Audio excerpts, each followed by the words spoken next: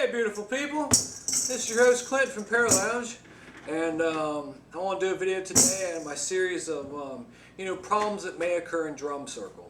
And in this video I'd like to tell you a story about the Mad Tambourine Man. That's a story I like to tell. It's kind of a little legend among my friends. A drum circle that we went to probably like 28 years ago. It was pre-Paralounge. Paralounge hadn't begun yet.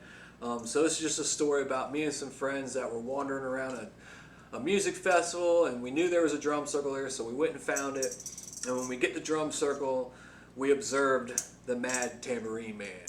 And while I'm making a joke, I'd just like to put this out there that while I'm making a joke about it, we like to giggle about him. The Mad Tambourine Man. After telling the story, I decided I should show some empathy for the fellow, because the Mad Tambourine Man, we call him that because when we go up to drum circle, this is probably a couple hundred drummers. It's a really big drum circle. It's a really big music festival, and it's just a raging drum circle, and we are so happy to be there, and everybody there is just grinning ear to ear, and it's just the drum circle scene you want to be at, if you're at a festival. And in the middle of that drum circle, there's some dancers, but there's the Mad Tambourine Man.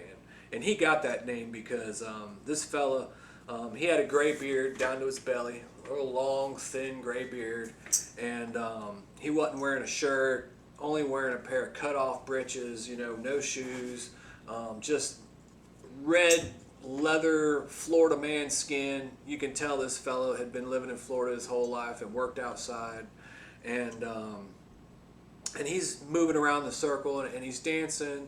And I don't mean to make any fun of this fella, because everybody has their expression for dance and things like that, but he's jerking around. He's like literally like jerking around to the beat, and it's a lot like me. I'm not very good at dancing, and a lot of times when I'm dancing around in the middle of a circle talking to people at one of my workshops, I know in my head, and I'm sure everybody else who's watching me, is I'm dancing out of time because I'm just not very good with dancing in rhythm. And I can tell you this fella kind of looked like he wasn't very good at dancing in rhythm either. And he had this tambourine in his hand, and he's literally, we call him the Mad Tambourine Man because I think he was really mad at his tambourine, because he's just like, he's got this look on his face, and he's just doing like that. He's like, ah! Literally, and I'm not trying to exaggerate. He literally had his face all twisted up. He looked really mad, and he was just jerking his tambourine back and forth. And he's jerking, he's jumping around in the middle of the circle. So it was just, he was creating quite a character. He looked like quite a character in the circle. Everybody in the circle noticed this fella, and he wasn't causing any harm. Nobody was complaining about him. I am not complaining about him right now. I'm just telling this story because when it comes to problems that can occur in your drum circle, is and this is what I'd like to say, is everybody comes to drum circle for their own experience and their own expression. And what you have to understand in drum circle, what happens is some people are there with emotional baggage that they feel like they need to express, and it's a healing thing for them. And while I chuckle at this fella, after I get empathetic and I think about him, I really hope that he found a positive, something positive from that experience, and that maybe his anger, where it looked like he was angry, maybe it was just, maybe we were interpreting it wrong, or maybe he was angry. It definitely looked like he had some type of emotional issue, after empathizing with the moment and spending lots of time laughing and giggling about it, I would just like to empathize and say I really hope the fella did find, peace and found, a positive outcome from his expression, because I never got to meet the guy. I never got to approach him. I was at the drum circle for quite a bit of time playing, but he danced the entire time. And one of the things, and this is really why I'm telling this story, is the problems that can occur in your drum circle is someone who's not paying attention. And while this fella, while I'm empathizing and thinking, man, I hope whatever maybe problem that he was working through, came out for something positive, and he had something positive happen in his life and everything. He was one of those people that was at circle that was maybe going through something emotionally or trying to express himself in such a way that we couldn't really understand, but he was not paying attention at all. And that's what this video is about, is, you know, when you have problems that can occur in your drum circle, one of your main problems will be people that show up for their own reasons, and they may not realize that you're making music, and they grab an instrument and they just go to wailing on it, and they're not paying any attention, and it can cause chaos to happen, especially if you're using a tambourine. Because I myself do not play a tambourine because it's like the bell, you know. I call a go-go or any bell in drum circle, that's the nuclear bomb of drum circle. If you do not know how to play it, you will blow a drum circle up. You will mark the beat off and everybody will fall apart. Or you can mark the beat and pull the whole circle together. They're very strong instruments. I've heard a drum circle go and somebody take a tambourine and start playing it correctly, and the whole circle's like, and it causes that chug to happen, and it was beautiful. But if you're not playing it correctly, you can just chew the circle up, and that's what this person was doing. The Mad Tambourine Man. He was out there and he was just shaking the mess out of his tambourine and just really cutting the circle all into pieces. And that's what I just like to talk about. That's something that can happen in your circle. You have to have somebody who's either willing to approach them or willing to be patient. Do I have a way to fix that? No, I don't. I was actually one of those people myself, and I can tell you this story. Like the second time I ever sat in a drum circle, beautiful thing. A man actually just walked up and handed me his drum and left. We were at a music festival. He had djembes on his golf cart, pulled up. Look, I guess I looked like an honest fellow. Literally, he had no idea who I was. He stopped. I'm sitting there. He's like, "Hey, man, can you watch my drums for me?" And I'm like, "Excuse me?" Anyway, this fella drops his drums off with me. So I have they're two brand spanking new Remo synthetic drums. And if you know anything about Remo synthetic drums, they make beautiful sound, but they make some loud sound. You can get a ping out of a Remo that will cut right through a bunch of drums. I mean, so to put one of those drums into the hands of a novice, you could really do some damage to your circle. So what happens was, not only am I going to tell you the story about the Mad Tambourine Man, but I'm going to tell you a story about the ignorant Clinton who has a brand new Remo in his hand. I start pitter-pattering on it, and I'm having a good time, and I'm looking at this drum and I'm playing, and next thing I know, I heard another drum. And what had happened was, this is a music festival, and I'm playing a drum, so somebody else in another campground heard me, so they grabbed their drum and come running over and sat down next to me, and then another one, and another one, and another one, and next thing I know, there's a drum circle happening around me because they could hear me. So all the drums started magnetizing to the guy who's playing the drums. Well, I wasn't paying attention at all. I was doing this. I had my head down, long hair in front of my face. I couldn't even, I'm shy, you know.